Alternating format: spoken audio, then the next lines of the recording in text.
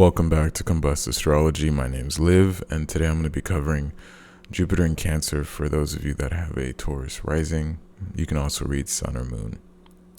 So let's talk about this transit for the stable, the calm, perceiving, very chaotically fun, multi-talented, multifaceted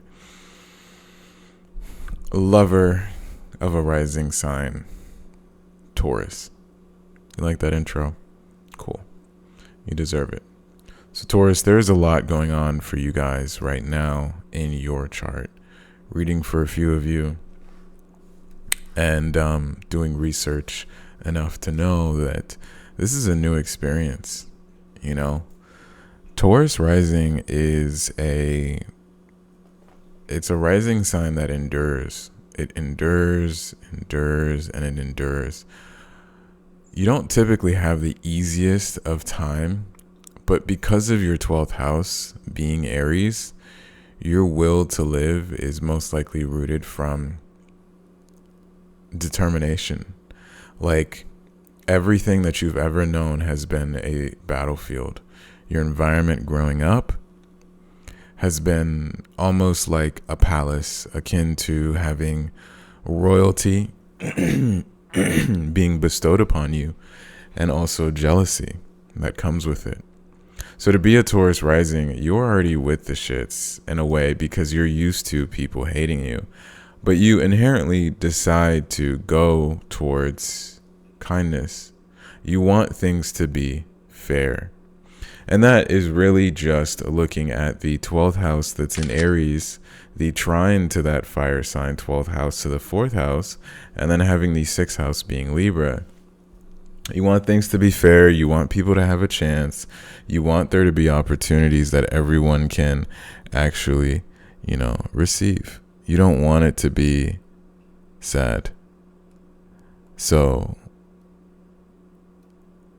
what I would say is that now is the time to not be that anymore.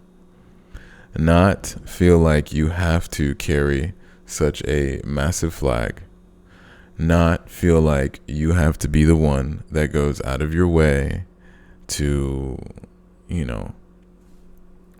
fix all of the issues around you anymore, because you've carried that as a burden, right?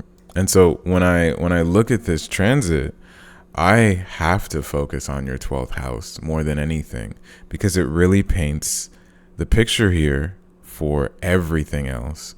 And while covering these videos, I know that, it's like I take my time. I'm not in a rush, right?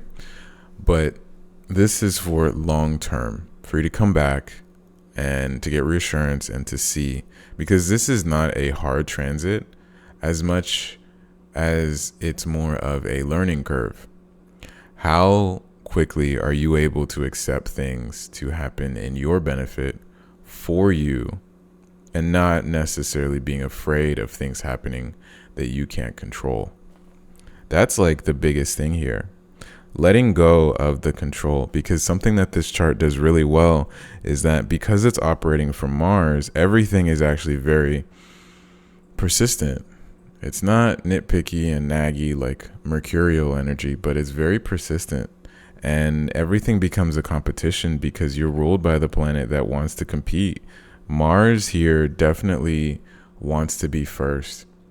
And then it doesn't help that the 7th house is also Mars driven, where you have the 7th and the 12th. I know this isn't an aspect, but I look at it that way in a sense of like they see each other and they're like, subconsciously, I need to always know more about the people around me. And what that does is it alleviates you from ever being able to have faith in humans. You don't have the ability to take for granted, or you don't have the ability to trust what's around you is going to be for your benefit, or is going to be kind, or isn't going to be malicious in intent, right? Because of this placement. So, of course, it always comes back to needing to, in a way, kind of control. And like I said, for the Leo risings, All the fixed signs attempt to control out of fear or whatever based on their cardinal 12th house. And here you can see that the Pisces and the Sagittarius in your chart are in connections with human beings. Sagittarius being your own intimate relationships, and Pisces being your more social, public relationships. There's still a need to control the Jupiterian energy, which is ironic because for such a giving chart, you don't ever seem like you need to actually receive. But that in of itself is control. Not needing help is control.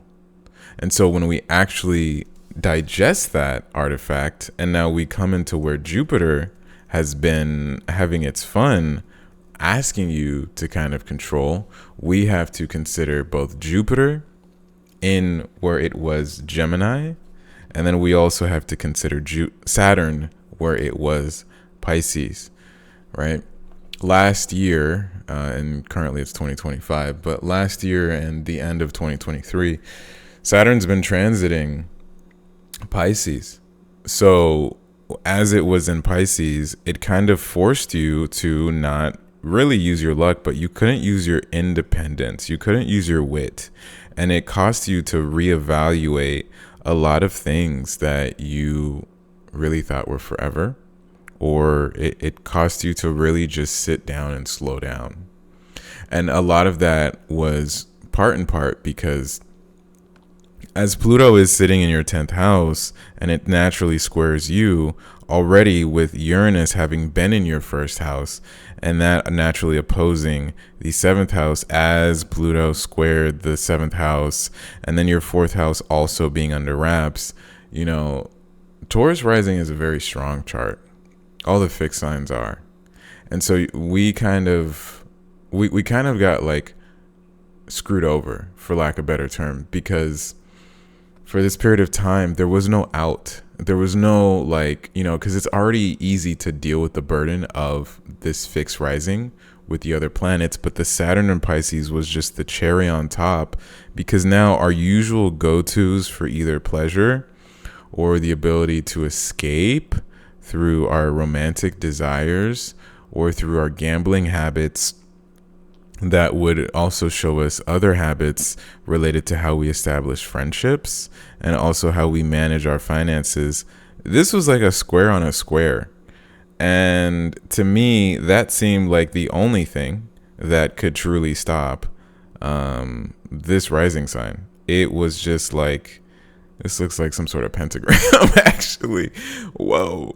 But no, maybe it's not a pentagram. It looks like the Star of David. I don't know. But it was like, that was the only way.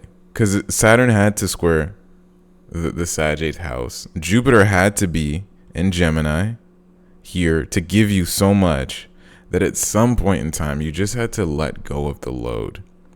You had to say, it is okay. I can't control it. It is okay. I can't figure it out. It is okay.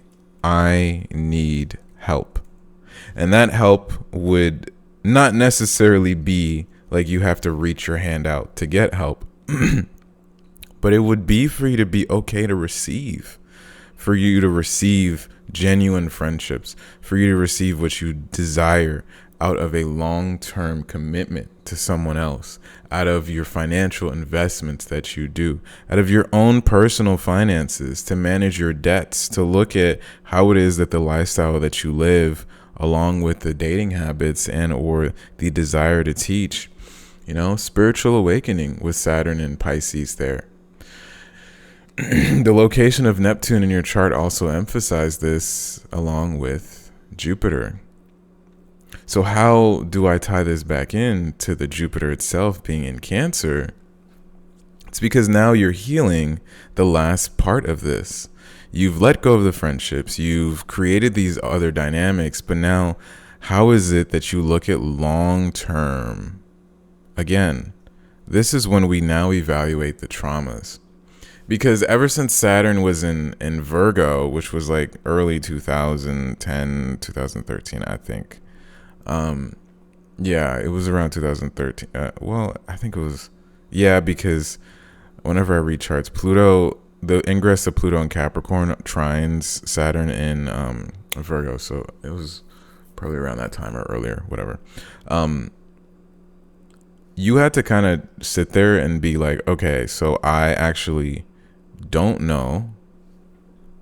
I actually need to double down, and I actually need to get better. That's what the Saturn and Virgo transit did, right? You lost your ability to be carefree during the Saturn and Virgo transit, and I really do think that was like 2008, 2010 or whatever. And you've been in that cycle. So now, as you know, we have the full moon, new moon cycles, but that's what it is for everything. You're reaping what you sow when the new moon, or in essence, the initiation of the transit to now the full moon, when it comes, the opposite way, that polarity kind of have you release that, right? As we step into a almost decade-long transformation of yourself, as Uranus is also moving in Gemini, and the Saturn and the Neptune transits here, like this is good.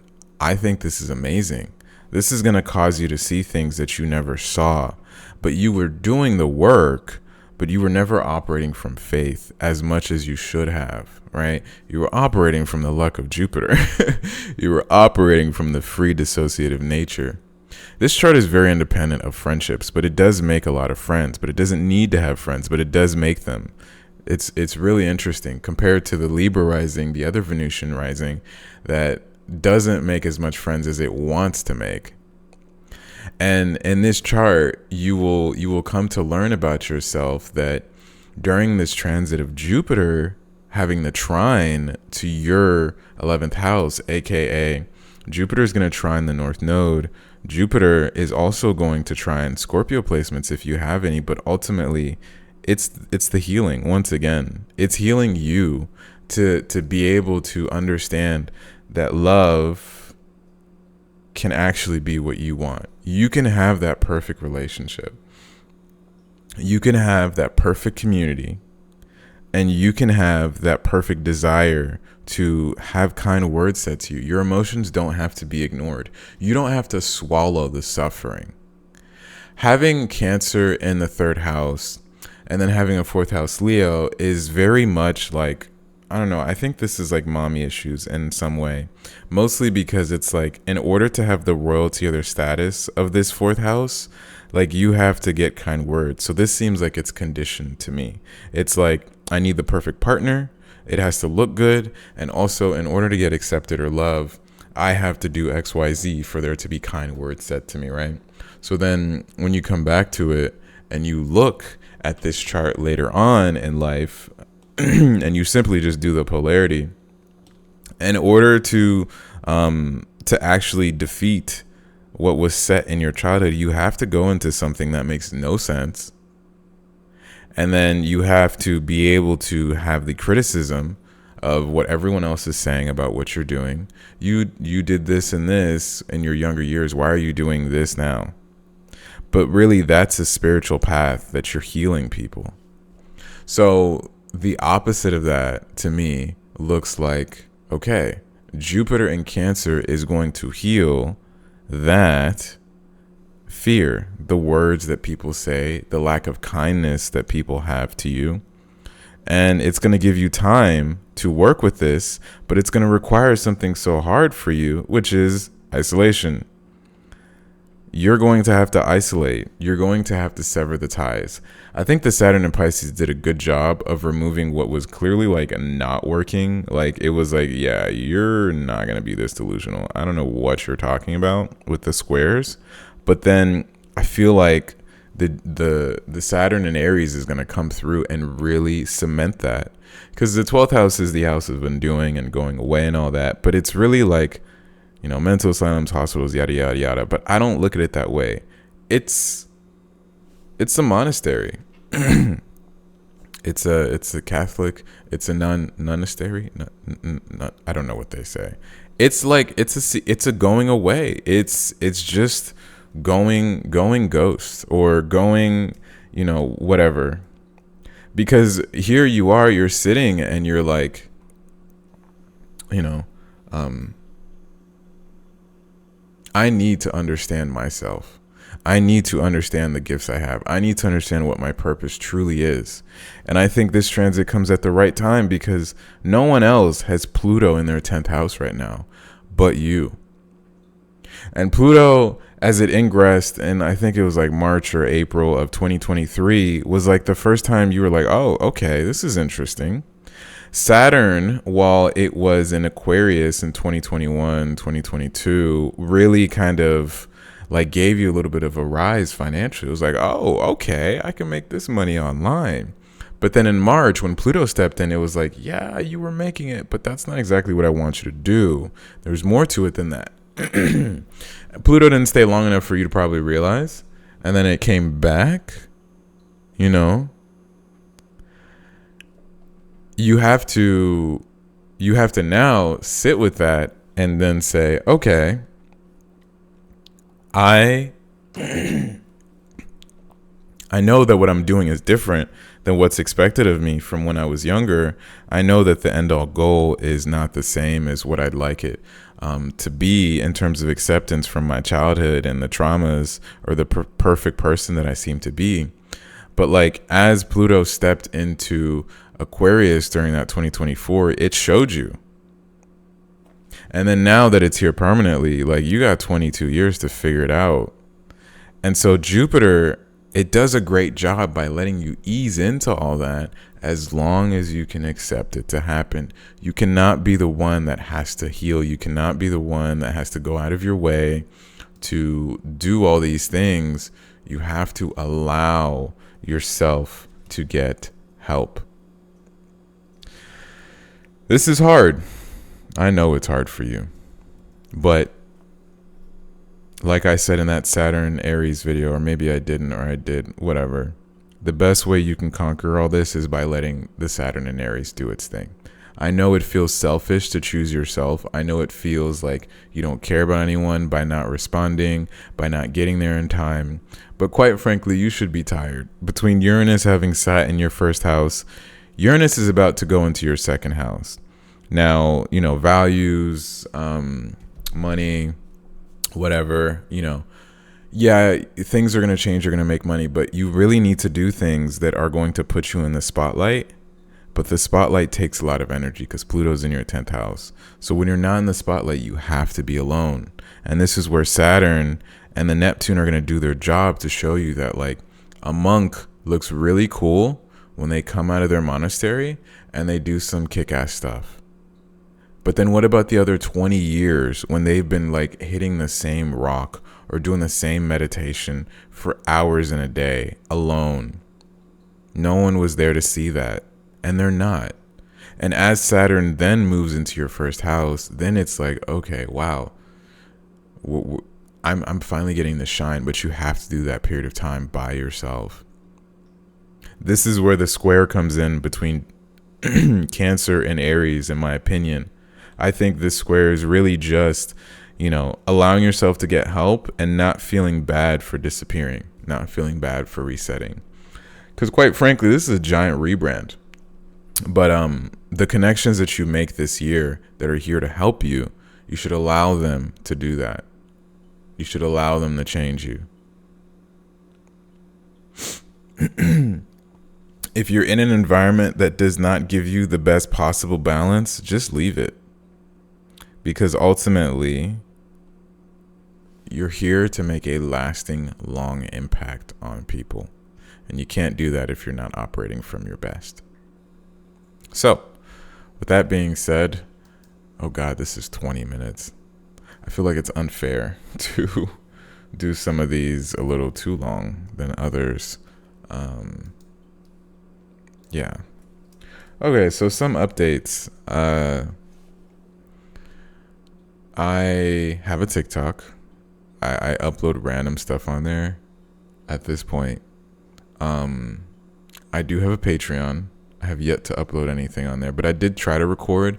But I'm thinking I'm going to use like a black background and draw stuff and be like, this is Venus, right? And then I'm going to talk about it like I would do here, but like, you know, just yap.